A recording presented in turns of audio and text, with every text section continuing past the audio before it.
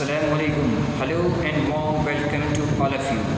Dear students, today I am here with the third part of history chapter number 1, the rise of nationalism in Europe. In the previous lecture, we had discussed that how French Revolution played important role to spread the feeling of nationalism in other part of the Europe. The revolutionary of France, they introduced some measures and practices to create sense of collective identity among the people of France.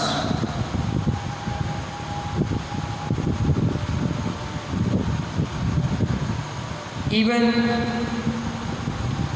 the revolutionary of France, they overthrew monarchical form of government and introduced democratic form of government under constitution in France.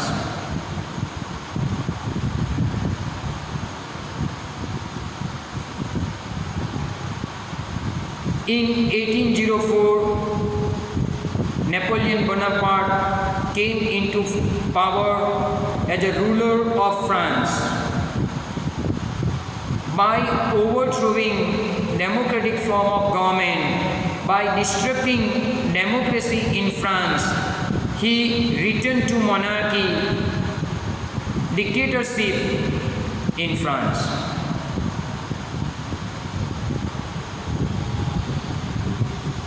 In 1804, he came into power and he brought revolutionary changes in administrative and political field of France.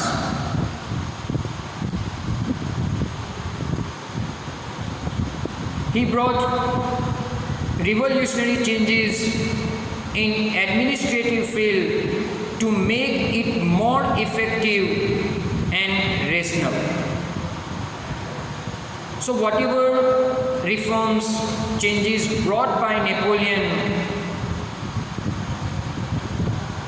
these changes are known as Civil Code of 1804, usually known as Napoleonic Code. Now we are going to discuss the features of Civil Code of 1804 or Napoleonic Code. Number 1, he means Napoleon did away all the privileges based on birth, established equality before the law for all and secure right to property. Friends, you know that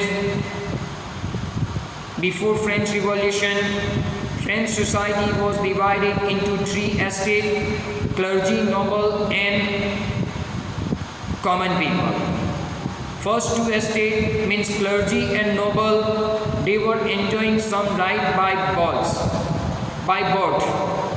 So he did away, means he cancelled all the rights of clergy and noble based on birth. Even he established equality of all people before the law.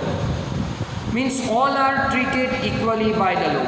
And even he secured right to property. Earlier, common people, they did not have right to secure property.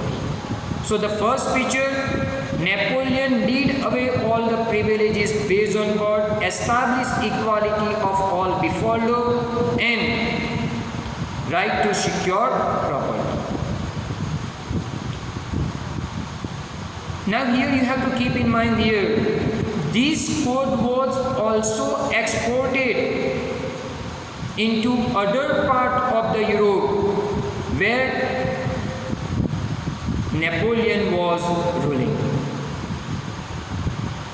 Means this code was also implemented in those areas which were under the control of France. For example, in Dutch Republic, in Switzerland, in Italy and in Germany, this code was exported. Number 2, Napoleon simplified administrative division, abolished the feudal system and freed peasants from serfdom and manorial dues. Napoleon simplified administrative system to make it more effective. He abolished the feudal system and freed the peasants, freed the farmer from serfdom. Serfdom means slavery. And manorial dues. Dues means debt. They have to pay taxes to the state. So he freed the farmer from slavery and manorial dues. Number 3, he removed the guild restriction. To understand this, first you have to understand what do we mean by guild. Guild is a trade organization which allow businessmen to do business in town and cities. So in those days, in town and cities, guild organizations were there, and they did not allow new businessmen to start their business in town. But once Napoleon came in power, he removed the guild restriction in town. Means now new businessmen are free to do their business in cities and town. Number 4, he improved transport and communication system for the development of trade. He brought changes in transport and communication system. Due to this, peasants, workers, artisans and businessmen, they enjoy the taste of freedom. Even he introduced uniform laws for the all people in society. He introduced common unit for the weight and measurement. He introduced common national currency. So all these steps facilitate the movement and exchange of goods and capital from one region to another region. Means these all states provided the way for the development of trade, provided the way for the easy movement and exchange of goods from one region to another region. So these are the features of Civil Code of 1804,